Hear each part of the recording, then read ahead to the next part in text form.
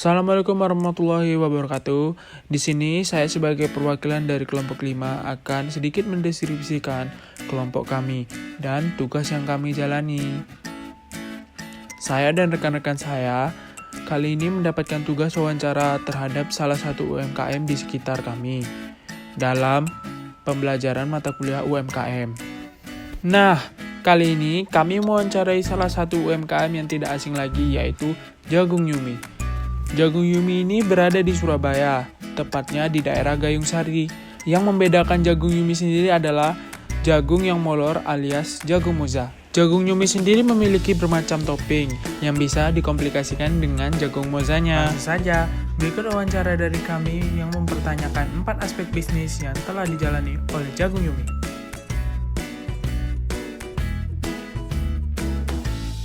Packaging itu udah diperhitungkan sejak awal ya. Jadi semenjak buka itu memang kita sengaja buat produk itu di branding seunik mungkin seperti itu. Memang ide dan semuanya itu dari kita berdua, dari saya dan suami saya kayak gitu. Jadi kebetulan suami saya bisa desain, saya punya idenya, dia yang mendesainkan seperti itu. Tapi untuk kedepannya kepengennya sih ada pembaruan yang lebih lagi ya. Jadi mungkin udah ada ide sebenarnya, kita lagi konsep bisnis kemarin tentang pengembangan menu dari Jagung Yumi sendiri dan packaging itu sendiri. Jadi nanti ditunggu nextnya kita pasti buat launching seperti itu. Berarti tetap akan ada inovasi tentang kemasannya itu ya? Pasti, ya Kak.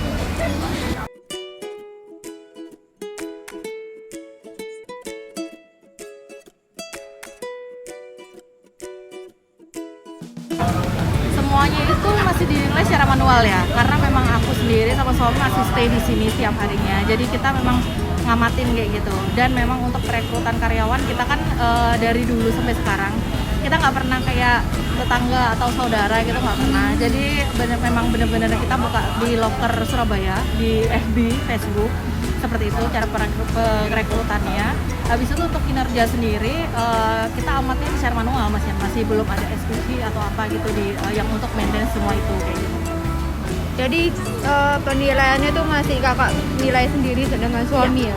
Ya, seperti itu. Jadi kita maintain sendiri untuk misalnya kalau mbaknya bagian packing, mungkin packingnya kurang rapi, mungkin ada juga yang komplain kemarin tutupnya kebuka atau seperti apa gitu, pasti kan ada ya error-error seperti itu. Nah itu kan masuk kinerja karyawan, kita juga langsung kayak memperbaiki itu, jadi langsung ke karyawannya yang bagian packing atau mbak yang bagian buat kayak gitu, mbak kemarin saya tanpa susu tapi dikasih kental manis gitu gini, oh ya jadi berarti kita yang maintain secara langsung kayak gitu Kak.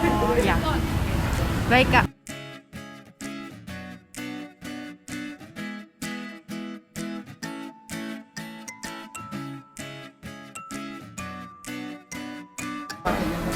Oh iya, jadi gini, kalau untuk modal awalnya kita udah sering bilang juga, kan sekarang Jagung Yumi udah mulai masuk TikTok. Jadi kita sering ceritain di balik Jagung Yumi, jadi cerita yang sesungguhnya seperti apa. Jadi emang modalnya awalnya sebenarnya modal nekat Kak. Jadi kita punya uang seadanya, jadi benar-benar kayak enggak, maksudnya kita nyari-nyari gitu, misalnya buat modal tambahan modal usaha atau apa enggak. Jadi kita punyanya berapa, kita kelola. Pada waktu itu sih kisaran 3-4 juta. Karena semuanya itu masih kayak peralatan sendiri ya, kayak kompor kita pakai sendiri, jadi kayak pengukus itu masih sendiri. Mungkin kita modalnya dibeli rombong bekas kayak gitu, terus kita beli oven, otomatis kita beli karena belum ada oven seperti itu. Jadi yang memang bener-bener inti aja kita beli kayak gitu, bener-bener kecil. Dan kalau untuk awalnya itu memang kita fokusnya endorse ya, jadi waktu grand opening pertama itu kita kebetulan ada kerjasama dengan foodies di Surabaya, aku Buncit seperti itu. Jadi kita alokasikan dananya marketing awal, benar-benar awal itu ke marketing endorse Instagram kayak gitu. Jadi sebagian besar itu berpengaruhnya itu di medsos ya? Medsos. Jadi memang selain karena memang jagungnya ini lain, karena inovasi dari Jasuki itu sendiri ya. Mungkin karena memang diperkuat dengan karakternya dan memang kualitas rasanya dan memang marketingnya dikencengin gitu. Gitu. Jadi kalau untuk kakaknya tadi kan tanya gimana modal balik modalnya seperti apa. Nah kebetulan nih. Jadi awal-awal tuh kita berdua tuh nggak ada background yang bisnis kuliner. Karena memang aku background suamiku kerja di kantoran. Dan aku sendiri backgroundnya handicraft awalnya. Jadi emang kalau handicraft tuh untungnya gede banget kan ya. Jadi bisa keuntungan bersih 70%. Tapi kalau kuliner nggak bisa.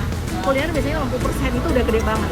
Nah, yang awal-awal ini kita bener-bener kayak fokus buat ngenalin dulu jagung mozzarella itu apa. Karena memang orang tuh pasti awam jagung, jasuke kan pasti langsung nyantolnya. Jadi kita memang bener-bener awal tuh patok harga semurah mungkin, seminim mungkin keuntungannya kayak gitu. Jadi kita tuh awal cuman kali keuntungan nggak ada 10% Kak.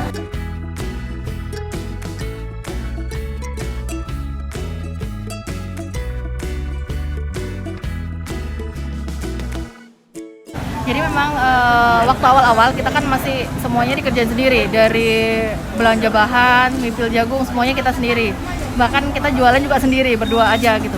Habis itu sekarang udah ada timnya masing-masing Kak. Jadi sudah kita 4 tahun udah jualan. Jadi sekarang itu alhamdulillahnya di rumah itu memang udah dibikin tim buat khusus mipil jagung. Jadi kita itu kan mipil jagung manual.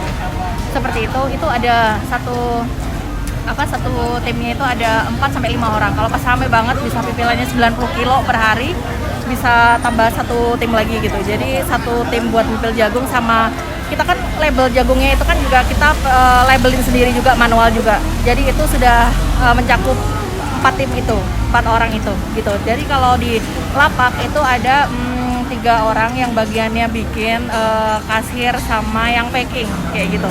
Tapi kalau untuk dan lain-lain kita memang masih banyak kerja sendiri. Kalau misalnya kayak pembukuan dan lain sebagainya kita masih sendiri gitu, manual. Kalau seandainya kalau yang ngantar-ngantar jagung itu udah ada sendiri juga. Untuk kedepannya kepengennya perbaikan juga lagi. Jadi makin kita udah kepengennya lepas aja, kita tahu bersihnya gimana gitu, tinggal laporan aja.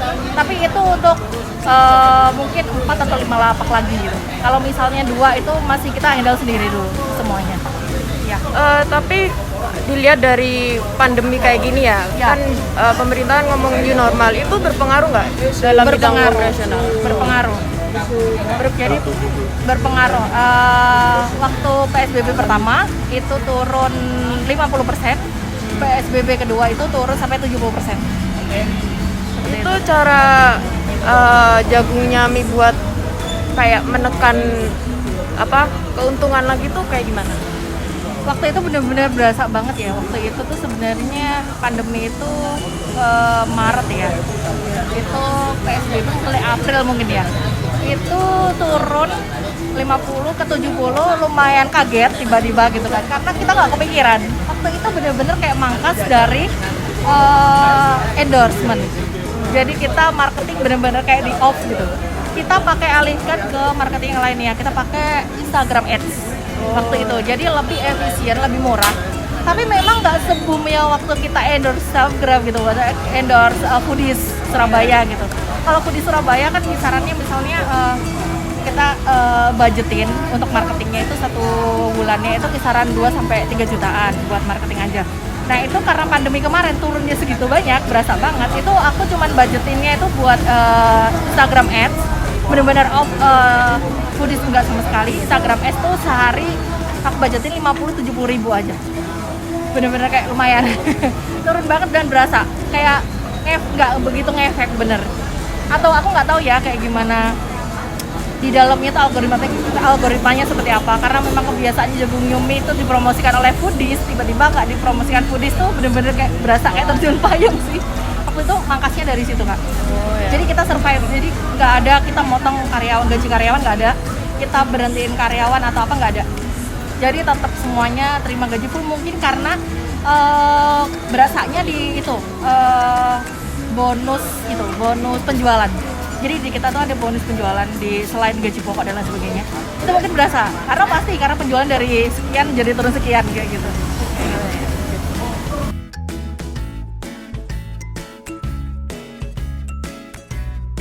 Sekian dari tugas kami yang berisi tentang wawancara pelaku UMKM di Jagung Nyumi. Jika ada kesalahan dan kekurangan, mohon dimaafkan. Wassalamualaikum warahmatullahi wabarakatuh.